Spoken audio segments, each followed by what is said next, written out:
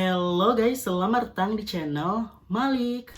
As you guys can see from the title, hari ini kita akan membahas mengenai saham. Benar-benar basic yang harus diketahui oleh pemula yang baru mau mulai investasi saham. Di video sebelumnya gue udah ngejelasin apa itu investasi. Jadi intinya investasi itu merupakan cara untuk membuat uang kita itu bertumbuh sehingga kita mendapatkan keuntungan. Buat mengejar mimpi, buat beli rumah secara cash, buat pendidikan anak, juga buat pensiun.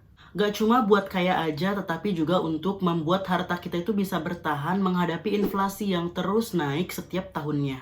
Jadi uang 1 juta yang kita punya hari ini itu nggak akan sama lagi 5-10 tahun ke depan jika inflasi terus naik. Disinilah pentingnya investasi untuk menjaga harta kita.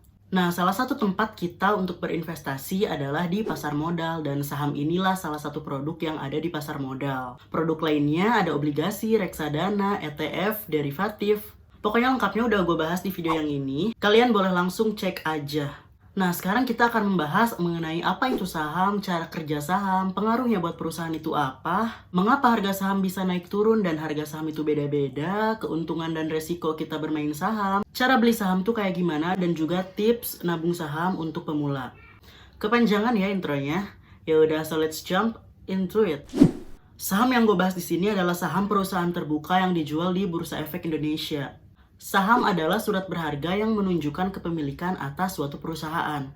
Membeli saham artinya membeli hak kepemilikan dari perusahaan tersebut, termasuk hak atas kekayaan dan juga keuntungan yang didapatkan oleh perusahaan tersebut. Jadi kalau perusahaannya untung, kita juga akan kebagian untungnya. Satuannya adalah lot. Satu lot itu sama dengan 100 lembar saham. Dan sekarang satuan lot dan lembar itu udah tidak berbentuk kertas lagi, tapi sudah berbentuk elektronik. Saham diterbitkan saat sebuah perusahaan ingin mengumpulkan modal dari masyarakat. Nah, penerbitan pertama saham ini disebut IPO, Initial Public Offering. Pada IPO ini, perusahaan menerbitkan sejumlah saham untuk masyarakat ini bisa beli. Nah, nanti uangnya akan digunakan oleh perusahaan tersebut untuk modal, pengembangan usaha, dan kegiatan lainnya. Gua ambil contoh Bank BCA menerbitkan saham untuk IPO pertama kali itu pada 11 Mei tahun 2000. Mereka menerbitkan 2,9 miliar lembar saham dengan harga per lembarnya saat itu Rp500. Terus gue pernah ditanya, ketika kita beli saham, uang kita tuh kemana? Ke perusahaan kah masuknya? Terus buat apa? Buat operasional perusahaan? Bukan. Jadi kalau kita beli saham, kita dapat sahamnya, nah uangnya kita kasih ke orang yang ngejual saham tersebut. Jadi kalau harga saham itu naik turun, gak ada hubungannya ke perusahaan.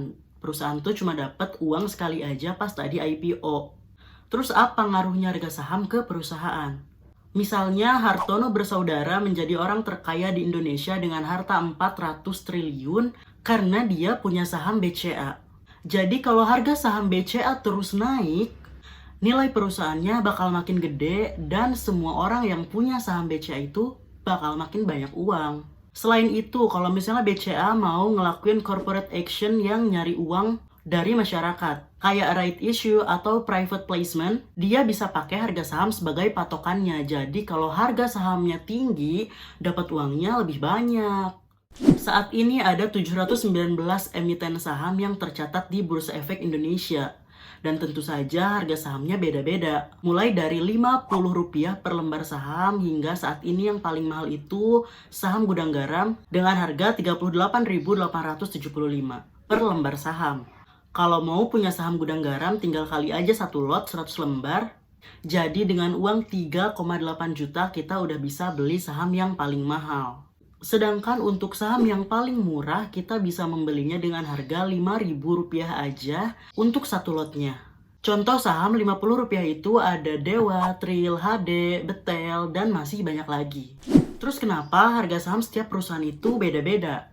Dilihat lagi nih dari kondisi fundamental perusahaan, laba per lembar saham, permintaan dan penawaran, berita, laba yang didapat, tingkat resiko dan pengembalian, jumlah kas dividen yang diberikan, kinerja perusahaan di masa depan, dan faktor lainnya. Jadi orang akan menghargai perusahaan itu dengan harga yang berbeda-beda. Ada yang lihat dari kinerja perusahaan, bahkan ada yang menghargai berdasarkan rumor dan spekulasi. Misalnya kemarin ada isu tentang vaksinasi. Harga saham yang bergerak di bidang farmasi itu naik pesat. Terus ada mobil listrik dari Tesla yang rencananya akan datang ke Indonesia. Saham-saham yang berhubungan sama otomotif dan nikel itu ikut naik juga. Pokoknya masih banyak lagi faktor yang membuat harga saham itu berbeda-beda satu perusahaan dengan perusahaan lain. Terus bagaimana harga saham ini terbentuk? Kenapa setiap harinya itu dia naik turun? Ini terbentuk oleh supply and demand. Dalam teori ekonomi, naik turunnya harga saham ini merupakan hal yang lumrah karena hal itu digerakkan oleh kekuatan penawaran dan permintaan. Jika permintaannya tinggi, harga sahamnya akan naik. Sebaliknya, jika penawarannya lebih tinggi, maka sahamnya akan turun. Contoh aja dulu 2017-2018 Natur Republik lagi booming kan. Dan produknya sedikit, sedangkan orang tuh pengen berlomba-lomba punya Natur Republik. Otomatis harganya tuh naik hingga 200.000 lebih tuh harganya pada saat itu. Sedangkan sekarang ketika sudah banyak nih produk Natur Republik dan udah bisa dibeli oleh masyarakat secara mudah, harganya turun jadi 100 ribuan. Begitu juga dengan produk Kojisan, begitu viral di TikTok, harganya itu naik langsung ke 40 ribuan. Sedangkan sekarang nih udah nggak viral lagi, harganya itu cuma 15 ribu sebenarnya. Nah, dari konsep itulah masyarakat yang berpikir bahwa saham ini akan terus naik di masa depan, dia akan beli sahamnya. Dan sebaliknya, ketika masyarakat berpikir, wah ini harga sahamnya nggak bakal naik lagi nih, atau mungkin bakal turun, dia bakal jual sahamnya. Dari sinilah terbentuk dua macam orang yang bergelut di dunia saham. Yang pertama investor saham, dan yang kedua ada trader saham. Bedanya apa? Dilihat dari tujuan dan jangka waktunya, investor ini menyimpan asetnya itu lebih dari 1 tahun atau dalam jangka waktu yang panjang. Dengan berharap nilai asetnya itu akan terus naik dan juga dia mendapatkan dividen. Sedangkan untuk trader, dia itu jangka waktunya singkat. Mereka mendapatkan income dari selisih harga jual dan harga beli dalam waktu harian, mingguan, maupun bulanan. Nah, dilihat dari tekniknya, investasi cenderung menggunakan teknik buy and hold. Jadi disimpan dalam beberapa periode dan juga ketika harga sahamnya turun mereka akan melakukan average down. Sedangkan untuk trader mereka akan melakukan transaksi yang sering. Jadi mereka sering beli, sering jual. Mereka juga punya target profit dan stop loss sebagai acuan. Jadi mereka akan melakukan take profit dan cut loss kalau udah mencapai titik tersebut. Nah, metode analisisnya pun kalau untuk investor akan fokus pada membaca laporan keuangan dan fundamental perusahaannya. Sedangkan trader akan melihat pergerakan harga sebagai refleksi dari perilaku pasar. Dan kebanyakan mereka ini menggunakan analisa teknikal.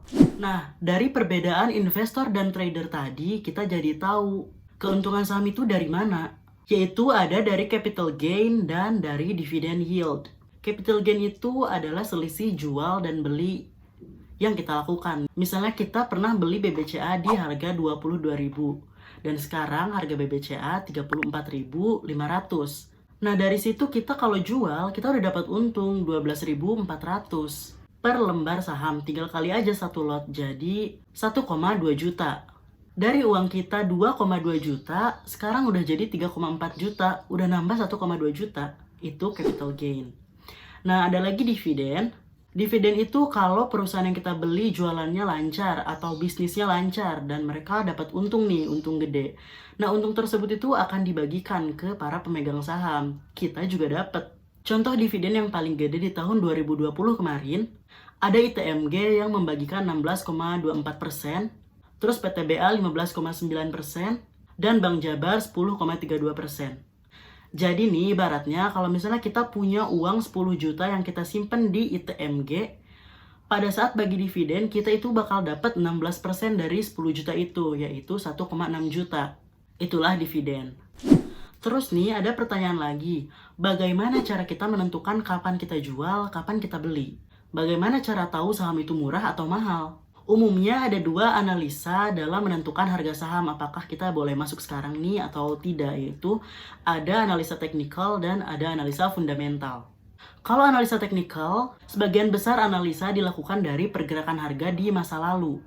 Nah, indikator teknikal itu ada banyak, ada Fibonacci, MA, SO, RSI, MACD, BB, dan masih banyak lagi. Sedangkan analisa fundamental itu melihat performa perusahaan dan laporan keuangannya. Kita mau cari yang ROI dan EPS-nya lagi naik, berarti bagus. Apalagi kalau PE dan PBV-nya lagi turun, makin mantap. Di sini nggak akan gue jelasin secara rinci. Ntar gue buatin videonya, kalau udah ada boleh klik di sini. Dalam technical juga ada yang disebut resistance dan support.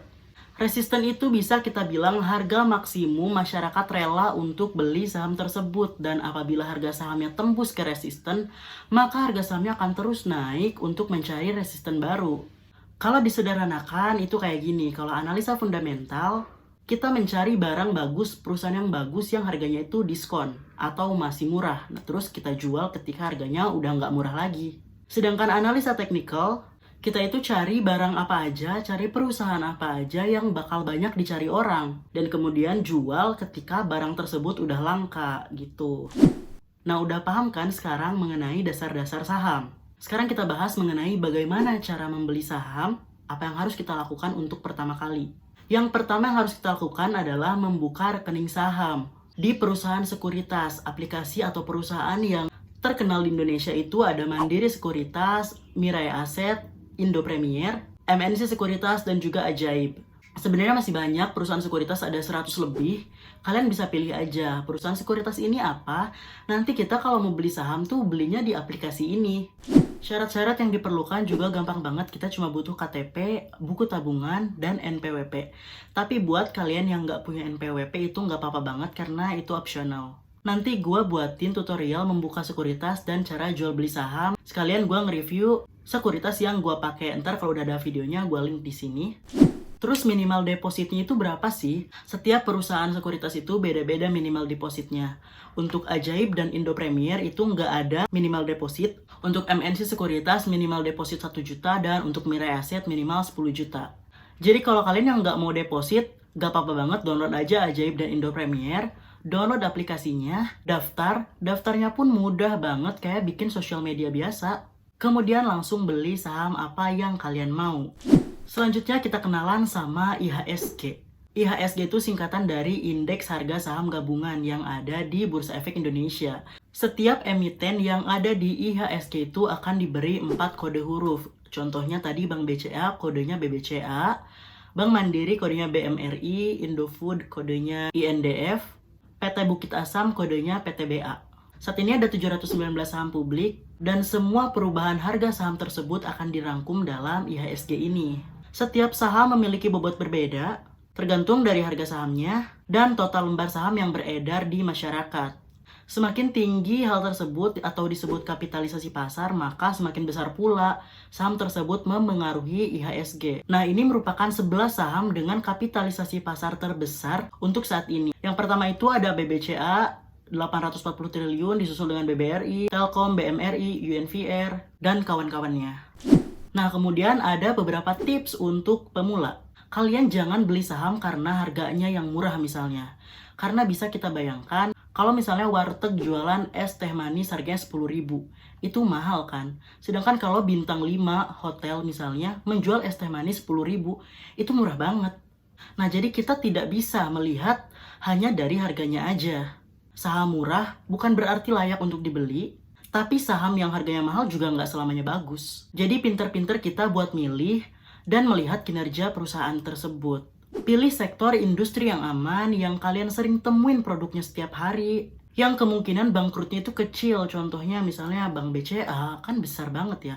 Indofood, Unilever. Terus pilih saham dengan kapitalisasi yang besar. Kayak yang gue sebutin tadi, itu bisa jadi referensi untuk kalian beli sahamnya. Belilah saham-saham tersebut secara konsisten untuk niat investasi. Strategi nabung saham itu ada dengan yang namanya dollar cost average, yaitu strategi pembelian saham di mana para investor ini secara rutin melakukan pembelian saham dengan jumlah rupiah yang sama setiap bulannya. Value pembelian akan dilakukan secara tetap meskipun harga sahamnya itu naik ataupun turun. Jadi setiap bulan kita beli-beli aja, gak ngeliat harganya itu mau naik atau turun. Teknik dollar cost average ini juga sama dengan program Yuk Nabung Saham yang digalakkan oleh Bursa Efek Indonesia. Setelah membuka rekening saham nih, kita tentukan berapa jumlah yang akan kita investasikan untuk saham setiap bulannya. Kemudian tentukan saham apa atau perusahaan apa yang akan kita beli. Bisa berdasarkan kriteria value stock, growth stock, atau income stock. Terus cek datanya secara berkala di Bursa Efek. Tentukan jadwal pembelian dan lakukan secara rutin. Misalnya setiap habis gajian nih, kita sisihin gaji kita untuk membeli saham-saham tersebut. Jadi itu aja video hari ini. Semoga kita semua tetap semangat untuk terus berinvestasi dan memajukan pasar modal Indonesia. Semoga membantu. I hope you guys enjoy this video. I'll see you next time. Bye.